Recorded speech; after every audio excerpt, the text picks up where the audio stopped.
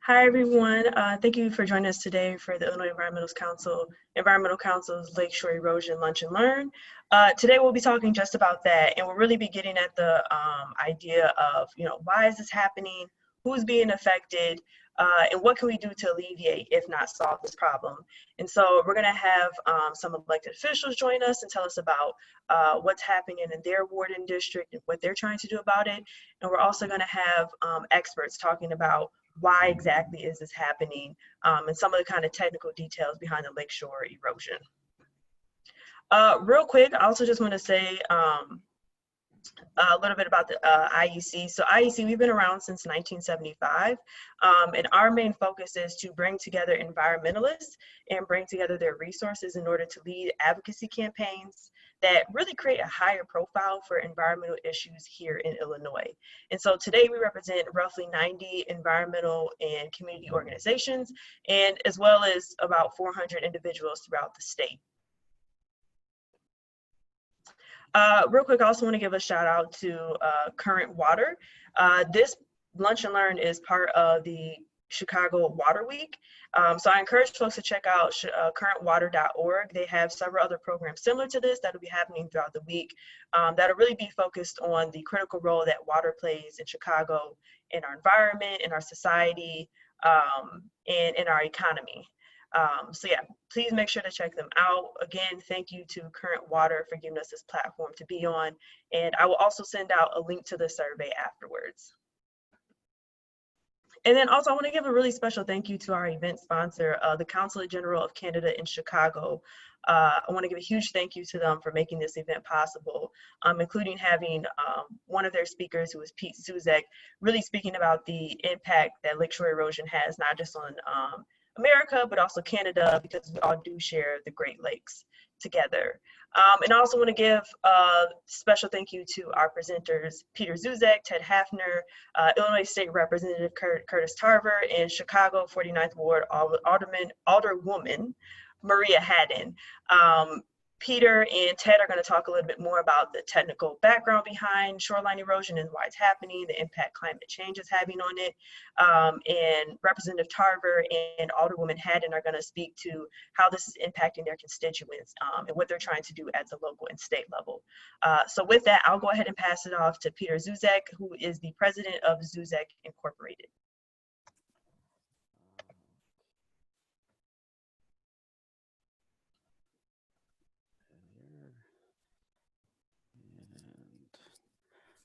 All right, well, thank you very much. And let me just get started here from the beginning, hopefully. Okay, and just a couple more settings here. All right, well, again, thank you for that introduction, and thanks everyone for joining the call and the opportunity to speak with you here today. The focus of what I'm going to speak about a bit here are some lessons learned from the Canadian shorelines of Lake Erie, the Chatham-Kent community, and take you through real quickly some of the research we've been doing with respect to climate change impacts on the Great Lakes, as well as the vulnerability assessment in this community, about 120 kilometers of shoreline, and also some of the work we're doing to develop adaptation solutions to the problems we're facing, which I think we'll see pretty quickly are very similar to some of the issues that you're facing on Lake Michigan as well and throughout the US side of the lakes. I should also mention that I've been doing this work for about 30 years as a coastal scientist, and have done quite a bit of work in the past with the Detroit District and the Chicago District Army Corps of Engineers. So I certainly have worked throughout the Lake Michigan shoreline, Chicago to the north of Wisconsin, BLUFFS, the sandy shorelines on the east side of Lake Michigan, Allegan County, et cetera. So a lot of experience, and I understand your shoreline a fair bit, and we'll look forward to hearing from the other speakers as well today. So let's just jump right into it here. This study area, again, about 120 kilometers of shoreline. This is the north shore of Lake Erie on the Canadian side. Detroit is just off the screen to the west. The interesting thing about this geography is that we refer to the shoreline as a littoral cell. And what that simply means is that all of the sand movements are contained within this geography of the municipality of Chatham-Kent. And so the advantage of that, of course, is that if you make decisions on, these are high bluff environments on the east and west, and then the central portion is the low-lying area where the sand accumulates. Any decisions you make that are in a negative vein that affects sand supply also has a negative impact on the center of the municipality, which would, of course, something that we want to avoid. Just a couple of other real quick things. The shoreline itself, a lot of high bluff environments on the east and the west. Again, the interior center portion is low-lying, and we have a federal navigation channel as well, which is trapping sediment on one side, almost 5 million cubic meters of sand on the one side, and starving the area to the east side. So we'll talk a bit further about that.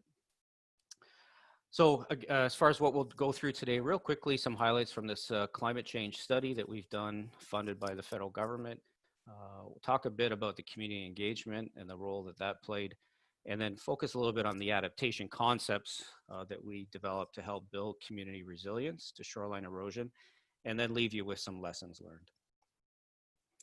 So for climate change, and again, this is a pretty comprehensive study. We could share some of the report links if people are interested, but I want to take you just through some of the real highlights to set the stage here. So first of all, we have the long-term water level record on Lake Erie, and this goes from 1918 to 2020. These are in meters, if that's throwing people off a little bit, but the curves are the same, whether it's in meters or feet. We've gone through cycles of highs and lows, as we have on Lake Michigan. We went through quite a long period of lows in the early 2000s, and then Lake Erie, we established a record all-time high in 2019. So similar to what Lake Michigan's facing this past year. What I wanted to just highlight, this orange dashed line, this is a planning elevation that we use 1.8 meters above chart datum. This accounts, this is what we call the 100-year storm on the Canadian side. And this refers a level that we use to regulate new development and make sure we're flood proofing accordingly when we build new things. It accounts for not only the static lake levels, but also the additional water you get from a storm surge event. And what we've done with this study, based on the latest research from, again, the Canadian federal government, we're accounting for an additional ½ meter to account for the impacts, projected impacts of climate change. So while we're all trying to figure out how to deal with these current all-time highs that we're facing throughout the Great Lakes, all the research is pointing to even higher highs in the future. And to do this long-term planning study, we're not only looking at this orange dash line, but we're also adding an additional ½ meter or 1.5 feet to look at the impacts as well.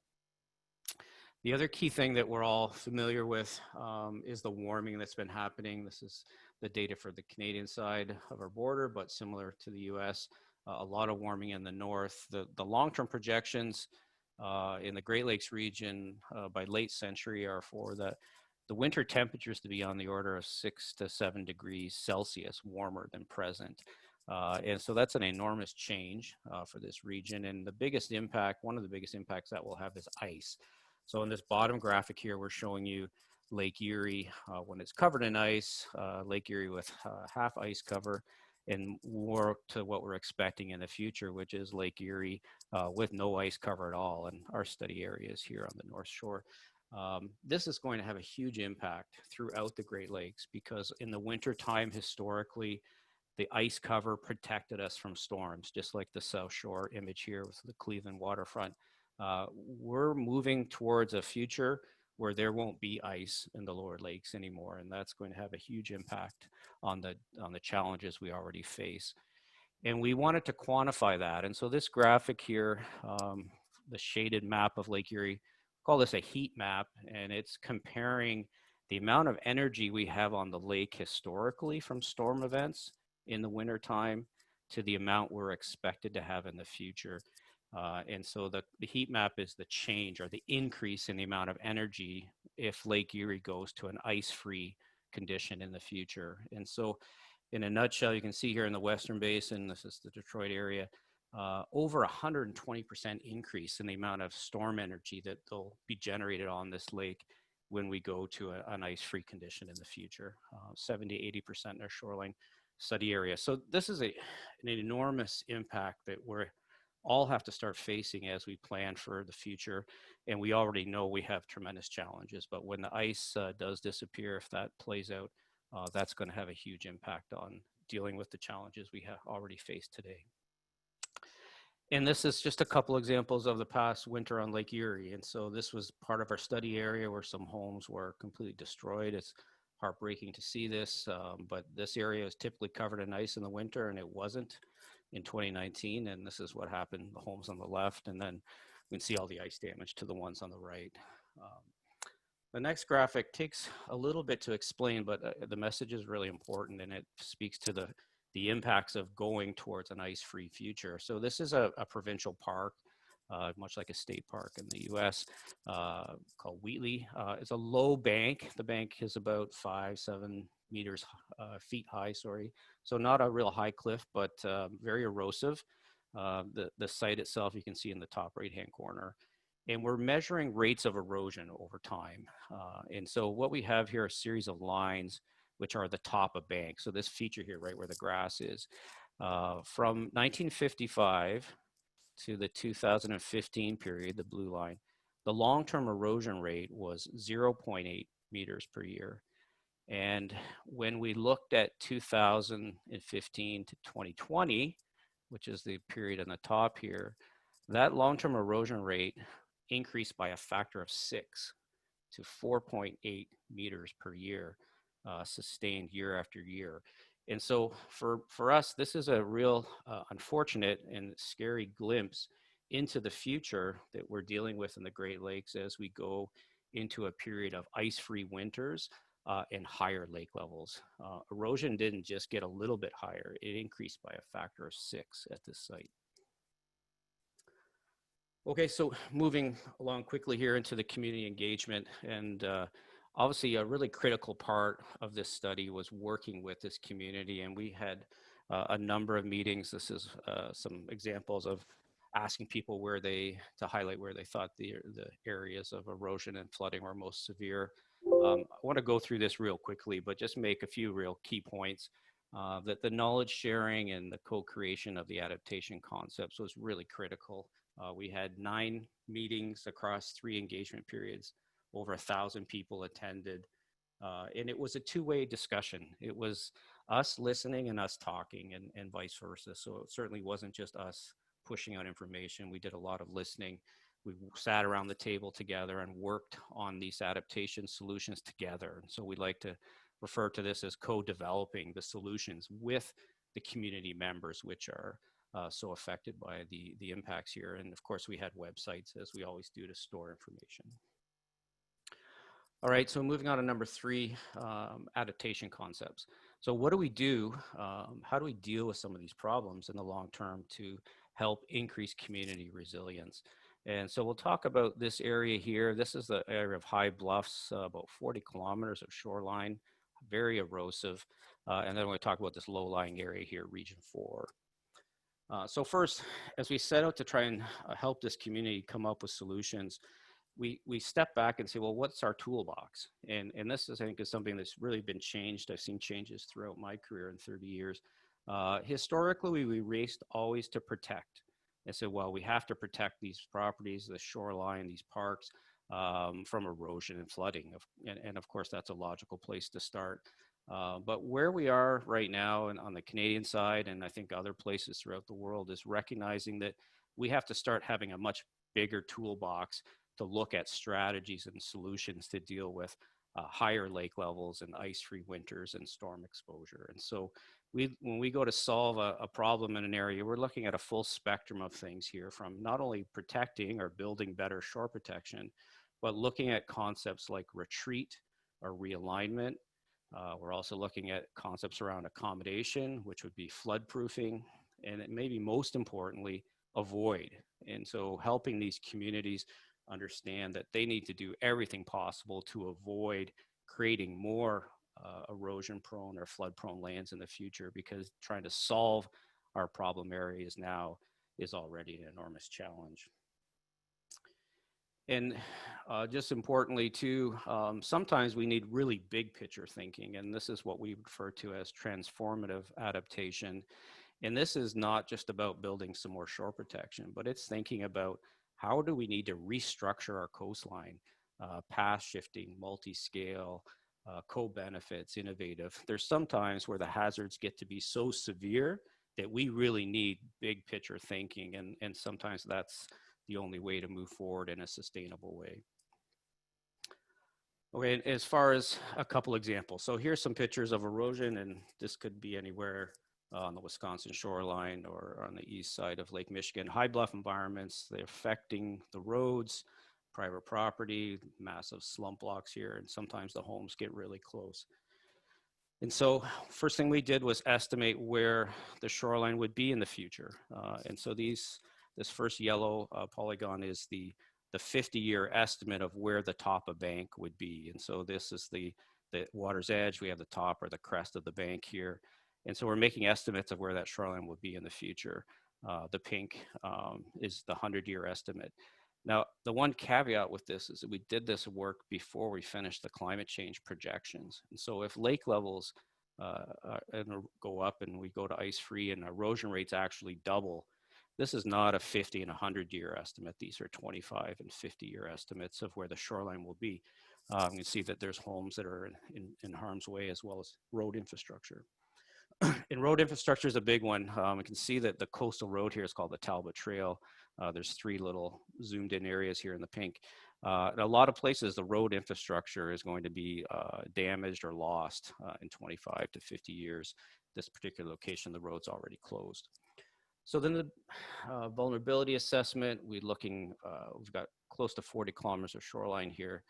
We know we have on the order of these 2 geographies to the west side here, somewhere in the order of 450 buildings that would be affected by erosion in the next 25 to 50 years. And then we have real estate on the order of $60 million. So a lot of things in harm's way. And what do we do? So 2 of the bigger ideas that came out of our work with the community, one of them falls into that historical approach of protect. What do we do? And so one option, keeping in mind these are concepts, would be a continuous 40-kilometer rock revetment. And these rock revetments are engineered structures. The top of bank would be this area here. You're starting out with an eroding bank, regrading that bank and building a very, very large rock structure to protect the shoreline from erosion. This is an incredibly expensive option, $600 to $900 million, plus continuous annual maintenance. It certainly would provide long-term protection, but the costs are likely prohibitive.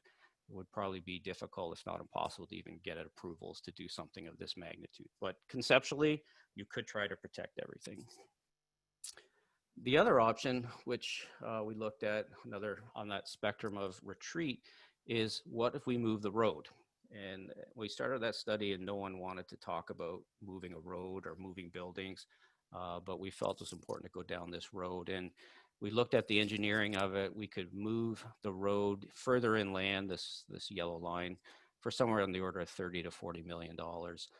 We could move every building over the next 50 years for 37 to 68 million. So this option, while not palatable initially, we could move everything and keep everyone safe on the order of about 10% of the cost for that traditional protect option. So this is just, threw this one in here just to highlight that moving forward, there's going to be times and places, certainly on the Canadian side, where we're going to have to take this bigger picture view, and it may not be possible to protect everything. In some cases, it's far cheaper to realign or relocate assets. And that's happening already in certain locations. This road has recently been realigned when it got very close to the coastline. I think I'll skip that one for time. I just want to say real quick, because I'm almost done, there's a natural area here as well. And so just want to speak to that a little bit. There's this sheltered embayment back 150 years ago. It was all wetlands, still incredibly important habitat for some endangered species that we have in very few places left in Southern Ontario. And this is what it looks like. This is our federal navigation channel. We have a problem right now in that erosion has disconnected this east jetty from the sand spit. It's breached back in 2018 and 2019. It's moving into the navigation channel. So we got a whole host of problems. The shoreline here has moved back 650 meters in the last 150 years due to the sand trapped on the west side. So this is a real problem. We do know how to fix it, which is the good news. This is what the area looks like in a three-dimensional view during the 100-year flood. The barrier is completely underwater. Waves are propagating right into the bay, impacting this community. But we can fix it. We know how to restore this barrier beach. We know how to engineer this to fix the connection and the gap so that in the long term, we have a beach that is back where it used to be. We can start doing habitat restoration behind it, and we can protect the communities inside the embayment. So this is an example, big picture, transformative adaptation concept where sometimes when the erosion risk gets so great that we have to move to this type of solution. So just lastly here, some lessons learned. And so this will be speaking to the choir here on this call, but we know that record high lake levels have been devastating for communities, ecosystems, the economy on both sides of the Great Lakes. The unfortunate news here is that climate change is going to make everything worse and harder to manage. So our best science is telling us that higher lake levels are going to happen, even higher than what we're currently experiencing. The warming is going to give us less ice cover, which means more exposure to storms in the wintertime. And that really is pushing us to focus on community scale planning and adaptation concepts that are required to build resilience. We need to be taking this big picture view. We certainly need to move away from trying to look at lot by lot solutions. And then lastly, our historical approach to extracting benefits from and managing the coast. We've learned some tough lessons, but we haven't always done things right, which is not uncommon in human history. We need to learn from our mistakes and figure out ways to do things better. And certainly having new legislative guidance that will account for uncertainties due to climate change is something that we're definitely needing in Ontario and on the Canadian side, and something that hopefully our provincial governments will be working towards in the near future. So I think with that, I'll pass it back controls, and I don't know if we're going to take questions now or we can take them at the end. That would be fine as well. Thanks, Pete. And yeah, we'll wait until the end for questions. But yeah, thank you, Pete, for that. I think showing the magnitude of like what really needs to be done to prevent shoreline erosion, I think is important. I think sometimes we have these ideas that it can be something as small as rain gardens, and sometimes it's gonna necessitate something way bigger than that. That requires a lot of stakeholders and players in that. So I definitely appreciate that. Next, I'll pass it off to Ted Haffner from Openlands. Thank you, Yana. I'm not seeing, there's my share screen. Okay.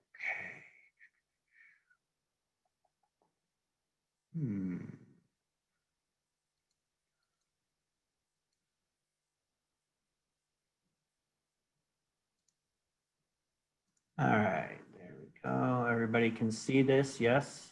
Yep. Thank you.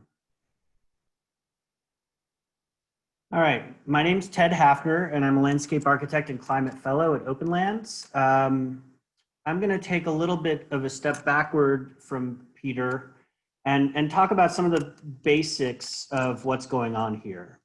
There are 6 types of erosion. We are predominantly concerned today about number 6, seashore erosion, but I want to highlight the fact that 1 through 5 also feeds into number 6 and makes it worse. And that will become apparent in a second when I talk about what's going on. So this is Lake Michigan's version of what Peter showed you for Lake Erie. It is our lake level record since 1918. You can see the cyclical up and down. And that's what makes this sort of difficult, is that there is this history of cyclical up and downs with the lake levels, but we haven't taken advantage of them, I would argue. Just to go a step further, this is Lake Michigan and Huron Army Corps lake level projection. So the way this works is the red line is actual. The red striped line is looking out into the future, and they think the green line, that's where the water will be with their best guess. So you can see we are still at or near or below the 1986 levels, which was the last time we had high water like this. But we weren't talking about climate change then. We still kind of aren't, but it's picking up steam in the last couple of years. What we know is that there are factors that impact these water levels. Pete talked about one of them. It's icing and lake temperature. Precipitation is another one. And then the runoff and evaporation from the lakes is the outflow condition. In the winter, the lake levels are historically lower than in the summer because of the precipitation and the ice melt. In years where we have polar vortices, that makes the lake really cold. There's increased ice, so the lake doesn't get warm enough to evaporate. And that's what really set this stage 3 years ago, in addition to the increased precipitation that we're seeing in the region. And that, of course, is borne about by the data in the updated bulletin. I think they're calling it 75 now. It was the updated bulletin 70 that was released a year ago in April, I believe. So basically that's how the cycle works, both seasonally and over the long term with the lake. So we know they go up and down, but climate change really makes that more difficult to figure out these up and down cycles. GLISA, the University of Michigan Great Lakes Climate Research Center, it's actually a consortium of folks from Michigan, Michigan State and independent scientists that work in that lab.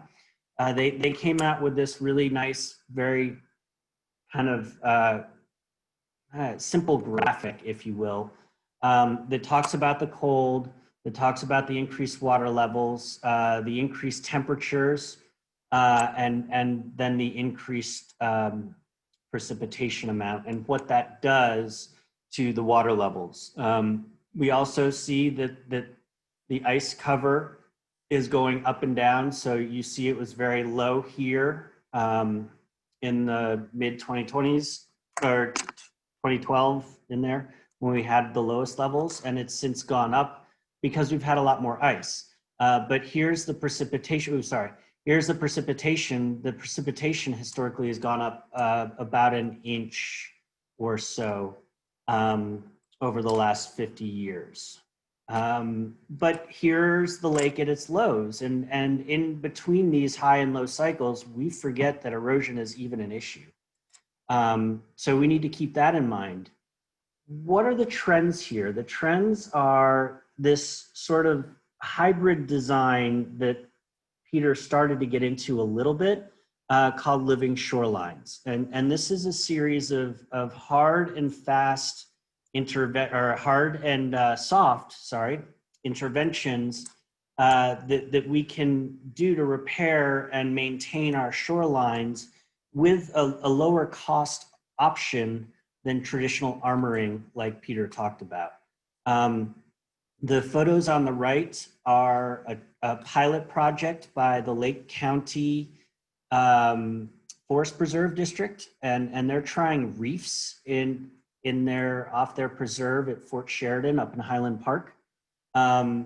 Peter is absolutely right on by saying we need to move away from a plot by plot or property by property series of interventions and towards more regional community-based solutions, because sometimes those hardened shorelines do more damage than they help solve. So this is really promising, this unique sort of project. There's one at Illinois Beach, I think, going in next year. And of course, our harbors are also starved, and well, our beaches are starved and our harbors are getting inundated with this moving sand as it all flows from north to south in the system. So what are my big takeaways? Think living shorelines. Nature's shown us that it provides the best, most flexible solutions if we allow them to happen. We need to think regional or sub-regional. Single interventions often make problems worse for other adjacent shoreline owners. And that's true whether you're a private landowner or a municipality. Plan accordingly. These regional projects, as Peter can tell you, take years, if not decades. So we really need to start planning almost now for when the lake goes down again, so that we can put in some of those infrastructure conditions much more easily when there's low water, because you can access beaches and construction sites than when there's high water. That's assuming the water goes down again, which no one, of course, knows. And then you can get involved. There are lots of groups and organizations working on this. Right now, I think IDNR Coastal is really doing a good job at taking the lead on this and exploring solutions, exploring ways to make permitting processes much less confusing. Of course, the Army Corps is also involved in this, but unlike 86, I would argue that IDNR Coastal is really taking the lead on this, whereas the Army Corps took the lead on this in the 80s. University of Illinois Water Lab, that's a new lab up in Chicago that looks at some of the historic conditions from glaciation and looks at how these interact with the shorelines and with our native soils to put water in the ground. Chicago Park District, they own a bunch, if not the bulk of the lakefront in Chicago. City of Chicago, nonprofits, etc. That is my presentation. I probably should have gone first because it was the most basic, but I hope this sort of gives you a basic understanding of what is happening in the system and what we're contending with. Thank you, and I will take questions later. Thanks, Ted. There we go. Even if it was considered more basic or whatever, I still definitely appreciate it. I think having Pete give the higher level and then you give kind of like the more closer level, I feel like that balances each other out. So from there, we'll go ahead and move over to the elected officials portion, and we're going to have Representative Tarver talk about what's been happening in his district.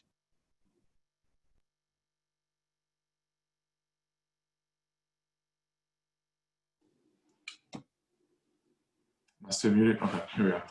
Hey, thanks. Sorry, I was doing a little bit of remote learning with my 7-year-old at the same time trying to pay attention to what's going on here. So I'll be brief. You all have laid out a lot of things from a technical perspective, and honestly, it's been really informative for me, so thank you. We work pretty closely with coastal management these days because my entire district, the Eastern Edge, is the lakefront until it runs out. And so you'd be surprised how many phone calls we receive about these issues all along the lakefront. So, for us, the biggest thing is trying to get the word out. I think what happened initially in my district is that a lot of individuals who have private access to the beach have been very vocal, and it's become, seemingly an issue just for private landowners, and that's not the issue at all. So we put together a task force and just said, hey, look, why don't we get stakeholders from various communities together and have a conversation about lakefront erosion and what's happening, for all of us. And so, some of the bigger issues that we have are, buildings are flooding, not totally surprising. We have major thoroughfares like South Shore Drive being shut down, depending on, water levels. And so it's been kind of a nightmare, honestly. Buses have had to be rerouted. And so the purpose of our task force is to say, get all the stakeholders together, but let's also have conversations with every level of government. So, what is the city of Chicago playing this? Where is the state of Illinois? Where is the federal government? And so far, it's been helpful. I think that residents and constituents feel better that it's not just every single office they call is pointing to someone else. I think that we're doing a good job of trying to work together and bring about solutions so that everyone can benefit from, just the beauty of the lakefront in and of itself, but then just also so that it's functional. It's not just a matter of enjoying it, but a matter of not having, again, the inability to drive or to take the bus to get to and from work because there's water, flooding the streets for days at a time. I think, on my end, I certainly didn't expect coming into office that one of the bigger issues I'd be dealing with, given everything else that's going on, is the lakefront erosion. But I was ignorant, quite honestly, to what's been happening for a long period of time. And, I'm just excited about, opportunities like this to learn and to hear from, industry experts. And then also to hear what's going on the north side as well. I'd imagine, that the same issues we have south are happening up north as well. I know we tend to feel oftentimes like we get the short end of the stick, but from what I understand, there are issues up north as well, and those haven't been addressed. So I'm happy to sit here and to jot down notes as Alderwoman Hadden speaks as well about what's going on up her way, and look for opportunities to all work together, for the benefit of for all of our residents and constituents, and even those who visit Chicago and would have an opportunity to enjoy, the beautiful habitat that we have. So I'm happy to answer whatever questions. I'm not the smartest person at this table. I think those folks have gone before me and will probably come after me as well. But any questions that I can answer, I'm happy to answer in any way that I can be helpful along this journey. I'm happy to do that as well. And one last shameless plug, we do have a town hall tomorrow night with folks from the Park District, the state, a few engineers as well, to kind of walk through next steps on lakefront erosion and how we can try to tackle issues. So I would invite any and all of you, if you have appetite after this, to hear more, to join us for that. And I'll put the information in the chat. So thank you again. I look forward to answering questions. Thank you, Representative Tarver. Also being a constituent in your district, I definitely understand seeing firsthand, taking the 6 bus back and forth, but seeing like how the Lakeshore has altered where some places I can't even jog anymore, I can't even walk anymore. It has been somewhat of a concern for myself. So I appreciate having elected officials like yourself really recognizing how critical this is, not just for people who might live private properties that live right along the beach, but also those who are adjacent to it. And so I think with that, it's kind of a good transition over to what's happening on the north side. So Alderwoman Maria Hadden, I'll go ahead and pass the mic to you. Great, thanks, Iana. So hello, everybody. I'm Maria Hadden, and I'm Alderwoman in the 49th Ward. I'm going to apologize in advance for, I don't know what you guys are getting in other parts of Chicago, but we're getting some really strong wind gusts and hail over here in Rogers Park. So if you hear some noise as we talk about climate change and lake levels. So the 49th Ward encompasses primarily the East Rogers Park neighborhood and a bit of West Ridge. I've got a couple of slides to show, and a couple of them might look familiar. Let's get this going.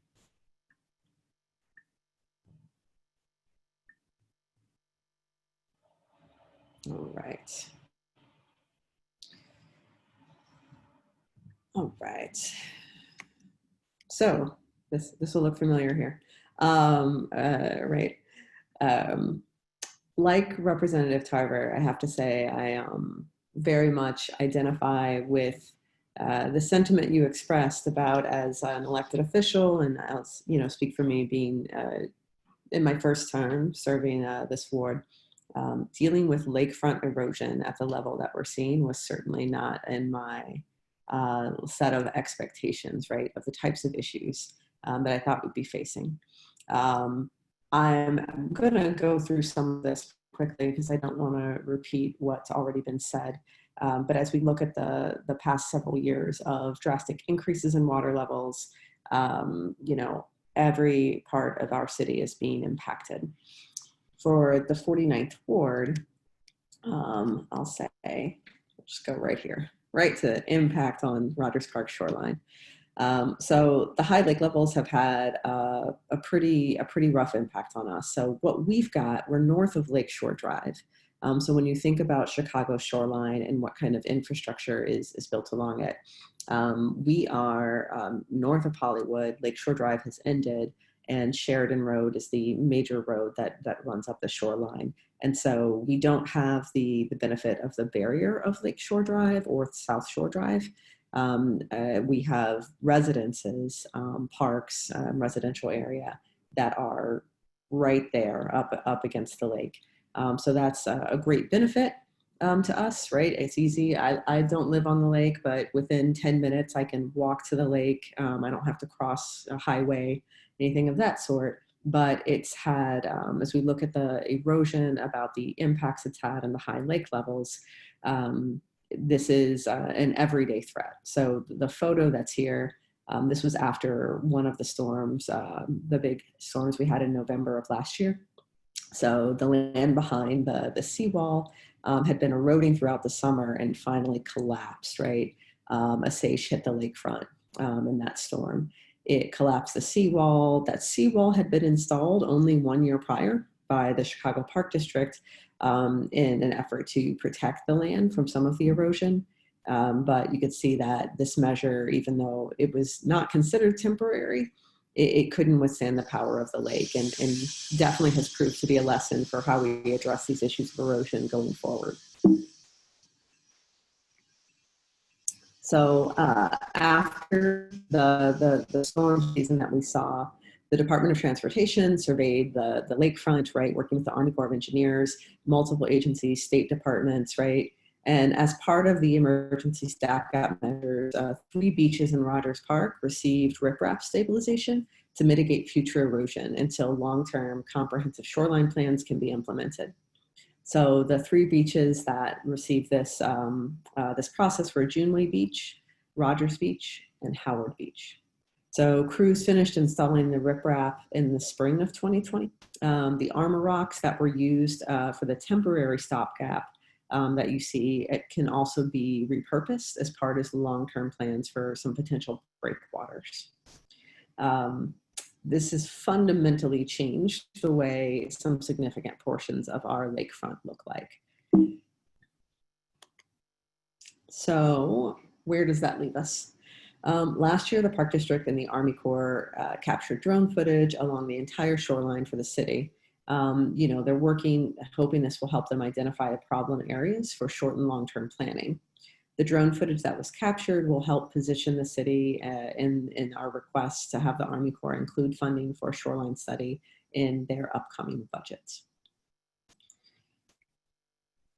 So the study will outline current issues of erosion along the lakefront, develop some short-term and long-term plans, and strengthen the city and Park District's position to request additional funding for implementation. This study will be partially funded using federal dollars, but also state and local funds. Community engagement and input will be paramount to any long-term plan that is implemented. And a lot of folks in Rogers Park have asked for natural vegetation to be incorporated in the long-term plan. For example, more sustainable examples of erosion protection.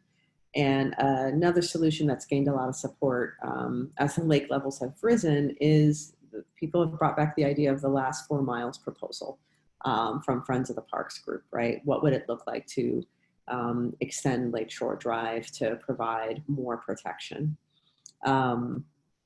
So in kind of closing comments here, every part of the city, as Rep. Tarver mentioned, has been impacted. And seeing, especially from our first presentation from Pete, seeing the projections and learning everything that I've learned in the short period of time that I've been following lakeshore erosion. I'll say I am not an expert on lakeshore erosion. I did not study coastal engineering or environmental sciences, but we're all, from elected officials to community members, everyone in a position of decision making and or kind of influencing and advocating. We're all going to have to get a lot smarter about what we're facing, about the solutions that we have at hand, and the imperative that we have to get to work on this. I think some of the biggest challenges in our ward with residents who've lived here for decades. People have lived for decades here. They're very familiar with the lake and its ebbs and flows, and can remember times when lake levels were this high and lake levels were super low, but that unknown of climate change and what the cycles are going to look like, what the frequency is going to be. And I think, most striking to me, Pete, from your presentation was really the projections of what the impact will be during winter with the lack of ice coverage. So I believe as a city, we need to prioritize this. It's been fantastic having the opportunity to work with different city departments and state departments and the Army Corps of Engineers. But one of the things that I would like to see is some unified kind of permanent commission that works to manage from the government side this important component of our city, to manage our shoreline and to get ahead of the next emergency, because right now we're really in emergency management mode. So with that, I will stop my remarks. Thank you, Alderwoman Hadden. And I think that last point that you made about basically having some type of commission, I definitely think that resonates with myself and IEC as well, because it's like when we were first learning about this issue and trying to figure out like who are the right people to contact, it was like, well, there's the Chicago Park District, but then there's also the federal, and it was just like everything was all over the place. And so I think having some type of more centralized like body that works on that would definitely help. I will start off. I have a question. I think maybe you yourself or Representative Tarver might be able to answer this. But when you're communicating this about like shoreline erosion, what kind of language are you using? Are you connecting it to climate change, or do you hear your constituents connected to climate change, or is this something where people are kind of just like, what's happening? I want this to be finished and done. What is the language that you're using, and what is the language that you're hearing when you're talking about shoreline erosion with your constituents? That's a good question. We definitely talk about it in the context of climate change, and it usually comes up as the unknown factor. So I'll say, as I showed in a couple of those photos, the experience with the Lakeshore for most of the residents, either in the ward or in the surrounding areas here, is one of either going to the park, right, and usually walking or commuting a really short distance to the park along the shoreline, or actually living, right, like living on one of these parks or living along the shoreline. And so it's a much more present thing. And so I'd say climate change came up very early on in those conversations. They know it's not short term. They've seen this happening over a period of time. And despite the danger in some cases, and the inconvenience in others, I think a lot of residents understand this is long term. But throwing in the climate change factor, when we talk about it, it's like that's, we can look at the Army Corps' projections, we can see those cycles, and we're able to say, hey, we know it's gonna rise and fall. But I think it just throws in that several factors that are just unknowns. Yeah, I would chime in and say, in my district, it just kind of depends. If I'm talking to students at the University of Chicago or a lot of residents in Hyde Park, and they're using the language of climate change, absolutely. But when we're going out and getting petitions signed at local grocery stores and things like that, at least when we were pre-COVID, it was more or less people just understanding that, they can't benefit from the lakefront in the way that they were once able to do. They can't get to and from work because, to your point, the number 6 bus isn't able to run in the same manner that it has before. And so, I've heard things mentioned in both capacities, but it really just depends mostly on who we're talking to. My seniors on the southern part of the district, I'm painting with broad strokes, but a lot of them are not talking about climate change. They just know things are not where they used to be, and there's something needs to change. And so they look at things in a more immediate, from a more immediate standpoint.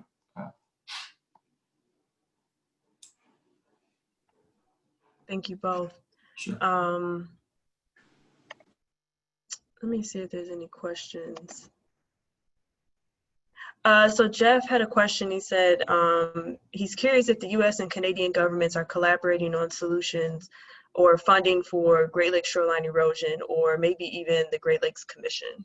I think, Pete, this is more of a question towards you, if you know of any collaboration between the U.S. and Canada. Mm-hmm. Yeah, well, great question. The governments do collaborate quite a bit, particularly around the Great Lakes Water Quality Agreement and studies to look at risk and vulnerability. But I think my sense is that certainly on the Canadian side, the federal government is not racing to start writing checks to bail people out of this problem. And one of the reasons is that the problem is so vast and wide that I simply can't afford to do that. So there is a lot of growing emphasis on concepts such as nature-based solutions.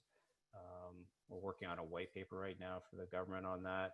So I think where the Canadian government is at least is simply thinking about this bigger picture and recognizing that while we might race to that armor the shoreline and build bigger seawalls might be our first thought when we have these enormous challenges, recognizing that we need to start taking a bigger picture view and we need to start looking at other solutions. So I think that's where things are at, certainly on the Canadian side. I would say there is a healthy amount of dialogue between the two governments. I participate on those conversations.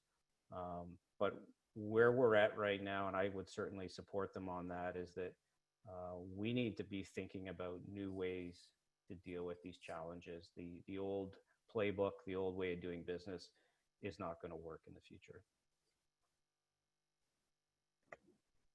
Thank you. We have another question from Colleen Smith. Can the Great Lakes Restoration Initiative be used for these types of projects and studies?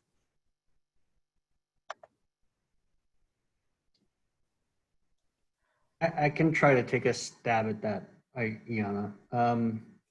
So when we've looked at GLRI funding, the general answer is yes, but they also put in specific project requirements that don't often fit the land that is available to implement those projects. So as a case in point, I think the last couple of years they focused on tree planting, and that's not so helpful to us, right? We don't have a whole lot of projects where our scope is to plant trees. We have a lot of these shoreline retrofits and how do we stop the erosion projects. So I think there's a disconnect there between funding priorities at the federal level and what's actually happening on the ground. Hopefully these change from year to year. So hopefully next year there might be a shift away from sort of trees and natural infrastructure towards some of this big picture thinking that I think is needed and everybody suggested that we need. Thanks, Ted. I had another question too. I'm kind of wondering, I know that both Pete and Ted, you guys both kind of mentioned like traditional gray infrastructure versus, not necessarily versus, but also like green infrastructure and nature-based solutions. And I'm kind of curious, at what point is there a distinction between like, okay, we really do need like a large scale gray infrastructure project, or we can use a smaller scale, or can those be used interchangeably? Short answer or short question is, at what point is nature-based solutions better instead of gray infrastructure solutions and vice versa? Pete, you want to take an initial stab at that?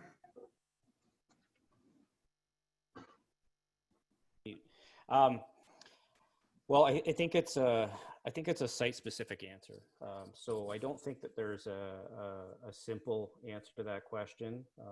Along exposed shorelines, high energy environments where you can look out and see for miles and miles, in a lot of cases, a simple or strictly a nature-based solution, slope regrading, tree planting, etc., that's probably not going to work. And so it really comes down to understanding your site conditions. And so in more sheltered areas or in embayments, in the riverine systems, we have a lot more success with nature-based solutions or living shorelines. The unfortunate part of our open coast shoreline, much of the Chicago waterfront or Illinois shoreline, or very, very large wave climates, deep water waves can be on the order of 20 feet or more. And in those types of places, nature-based solutions alone will not work. And so then you can get into hybrid things where it's maybe gray and rocks at the bottom, and up at higher elevations where you have less energy, you can start to implement more of the nature-based solutions. So I think it really is a combination of things that will work, and it depends a lot on your site conditions. And I would just maybe add one caveat there that, you know, for me, nature-based solutions, you know, it's a big concept, and it doesn't really just mean how do we protect our shoreline with nature. It also means thinking about returning portions of our shoreline to nature. So especially on the Canadian side where we've been working, there are places where the cost to try to save a shoreline community or a row of houses greatly outstrips the value of the land. And so nature-based solutions shouldn't be limited to just saving our existing infrastructure. And of course we want to do that, but there are some times when we have to get onto that transformational adaptation spectrum and think about reimagining our coastal communities to build long-term resilience.